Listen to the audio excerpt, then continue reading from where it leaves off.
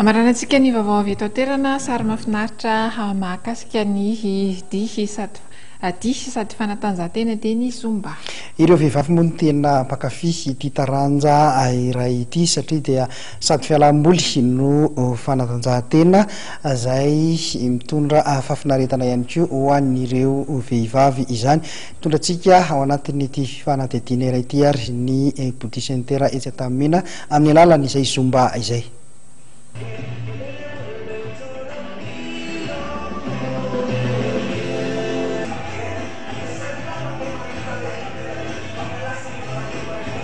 Isan'ny fanatanjahantena ankafizin'ireo reram-pianakaviana amin'izao fotoana izao ny zumba. Saika are foana izy ity amin'ny toerana maro eto an-drenivohitra amin'izao fotoana izao.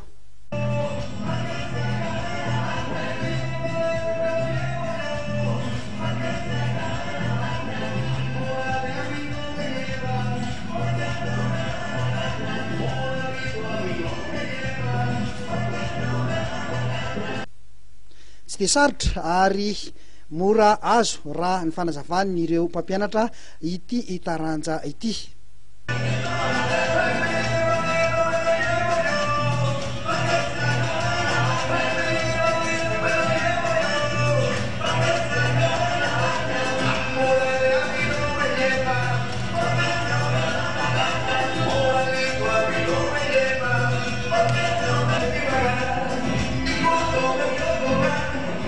Zao aloha dia tena hitanay fa mazoto ny olona mavitrika tsara satria ilay izy moa zany tsy tena natao hoe fanatanjahantena be fa sady miala voly ny olona dia mahafinaritra foana zany ambiance ao anatin'ny zumba.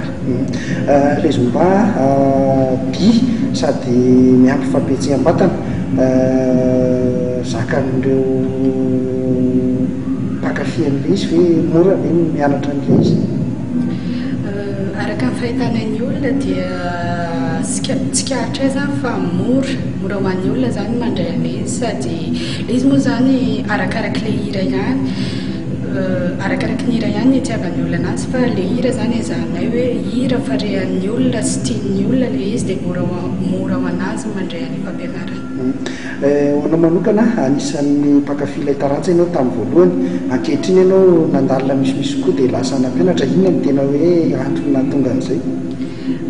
Fitiavana an'ilay izy no tena antony nahatonga nampianatra nanao fampianarana sady mahafinaritra ilay izy, mahasalama dia tena te handalina an'ilay izy zany dia izay no nahatonga nampianatra.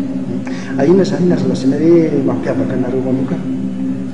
Mampiavaka anay manokana eto amin'ny boutique center dia ny anay zany tsy dia tena natao hoe fitadiavam-bola loatra ilay zumba fa natao ilan'ny olona voly ampianarana ny olona hitaizana ny vatan'ny olona mba ho salama hatrany.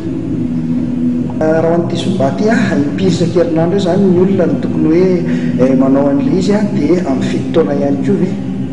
Ny tokony hoe izy ho minimum tokony intelo isan-kerinandro ny olona manao anazy fa atao aminay dia misy foana inenina isan-kerinandro dia misy koa ny olona manao inenina isan-kerinandro arak'izay. Ary ho an'ny taona? Ho an'ny taona tsy dia fito taona loatra izy fa ho an'ny adolescence ny adulte moa zany ny enfant zany tsy tafiditra ao anatiny. Zany hoe afaka misafidy izay ora tiany anaovana an'ilay zumba ve zany ny olona?